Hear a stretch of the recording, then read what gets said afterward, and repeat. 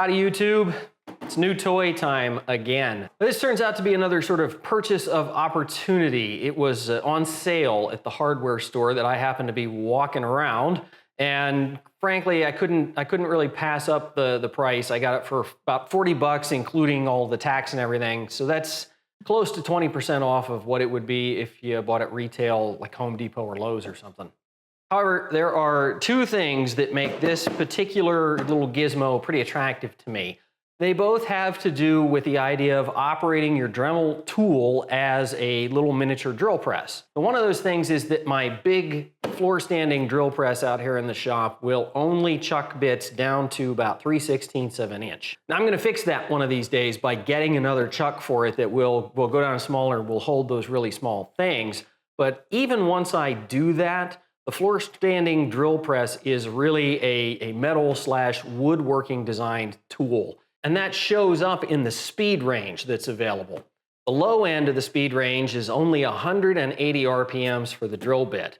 The high end is 3,865, I believe is the top setting on mine. Now, while close to 4,000 RPMs is pretty fast for most metal or wood type operations, it doesn't come anywhere close to the kind of speeds that you need for routing or for doing anything with non-ferrous metals or rock, glass, ceramics, anything of that nature. For those kinds of things, more than drilling or cutting, you're really just abrading, and that requires a specific set of tooling, and it requires the kind of high speed, 35,000 RPMs that a Dremel tool produces.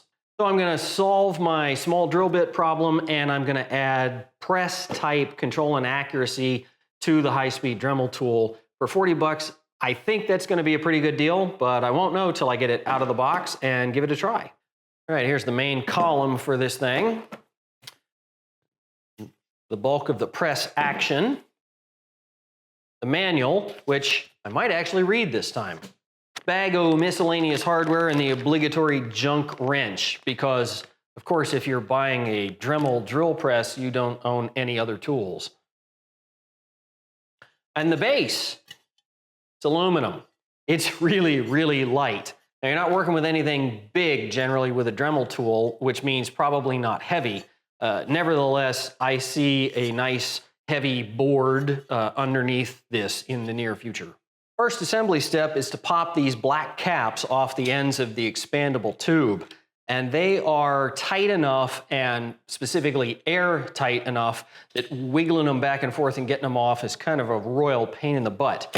But I suggest, because you don't need them anymore, take your knife and just make a hole in the end of it. You don't have to cut the whole thing off, risk scratching the tube. Just make an air hole, and the thing will pop right off. On the back of the base, there's a hole where this bolt goes, and that's what holds this rod in place. It jams up against it. There's not a set of threads, however, in the actual base. There's a nut that you put on the inside to thread this into. I know it's kind of a cheesy arrangement if you ask me, but it seems to get the job done. That post isn't going anywhere. That nut is really the only reason to be able to get at the underside of this thing, so I'm gonna go ahead and screw it down to this piece of plywood that I just had laying around. That'll make it a whole lot easier to clamp to the bench and just give it a generally heavier and bigger base to sit on. And I only found two worthwhile screws in ye old, junk screw can that we all have. But for now, that's gonna be okay. Any forces that are on this are gonna wanna tip it forward. That's why the rod's in the back and the base goes this way. So these screws will keep it from doing that just fine. I didn't put this right in the center. I left more of the plywood in the back so that I'd have lots of space to clamp it to the bench. The actual tool holder has a kind of a similar arrangement for locking itself in place up and down on this shaft. There is a square nut that you insert into this plastic, and then there's a bolt that's bent 90 degrees with a handle on it that screws into that nut and eventually jams into this post to lock the height.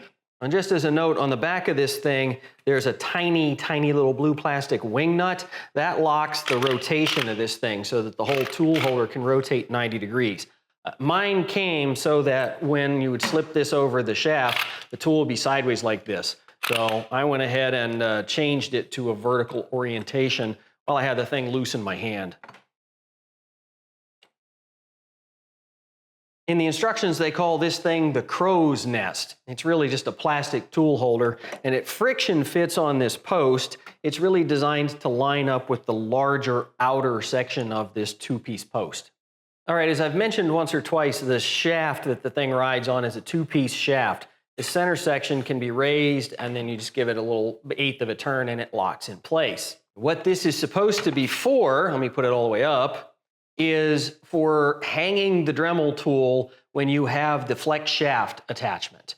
There's a cord holder that shoves in the top of this thing, and then this hanger that goes in the cord holder, and you have this hook where your Dremel tool can hang. Or at least that is assuming that your Dremel tool still has the hanger attached to the back and then you didn't snap it off years ago like I did with mine. So for me, mostly this thing is just going to be in the way. And in fact, I'm not so sure about this cord holder because it blocks half of the tool holder holes on this crow's nest gizmo. On top of which, there are clips on the side of the press arrangement that serve as a cord holder when that's how you're set up. So I think these two things are gonna go into that drawer where you put things that you don't really wanna throw away, even though you know you're probably not ever gonna use them. And I'm just gonna leave my Dremel press set up like this so that I have access to all of the tool holder holes. The Dremel itself is pretty easy. All Dremels have this little collar covering up a set of threads. It's nice because it means that the accessories for Dremel tools are largely interchangeable no matter which one of the tools you happen to own. The tool itself slides down into the holder. Be sure and leave your shaft lock pointed through this hole in the front so that you can get at it. And then on the bottom of the holder, there's a nut that screws onto those threads that are part of the tool. Make sure and leave yourself enough slack cord that the press can go up and down. The goofy wrench exactly fits this nut on the bottom. Okay, all well and good, but what we really want to see is the whole thing come to life and do something useful, right? Yeah, me too. So what I have chucked up in there is this. This is a 1/4 inch Dremel glass and tile cutting bit. Essentially what it is an itty bitty tiny little hole saw that is impregnated with diamond dust. That allows it to cut through glass, with cut being a somewhat loose phrase here. Technically it's abrading its way through the glass. And this is the glass we're gonna use. This is not an empty tequila bottle. Although if it were, I might suggest that you acquire this far enough in advance of doing this as to not kill yourself. The old Dremel bit comes with Dremel cutting oil, which is nothing more than an ethylene glycol-based, really super light lubricant. Ethylene glycol. Don't let your animals get this. I have found that these kinds of things work just as well in a water bath as they do with cutting oil. So that's what I have in this squirt bottle, just plain old water. And you can either put down some paper towels on the bottom of this thing, or you can do what I've done and get yourself a dish to catch all of the goo that falls off of here. All right, so from this point forward, the only difficult part is patience. This is not a fast operation. Having the water bath and a sharp diamond abrasive bit will help a lot, but don't crank on this thing. You are not drilling a hole, you're grinding away all that glass, and it's gonna take a minute. As a side note, the Dremel tool goes all the way up to 30,000 RPM, but 15,000 is the max speed for this particular tool. So I'm gonna turn this thing on to somewhere between number 2 and 3 on the speed scale, and I'm gonna blue tape it in place so that it doesn't wander around on me.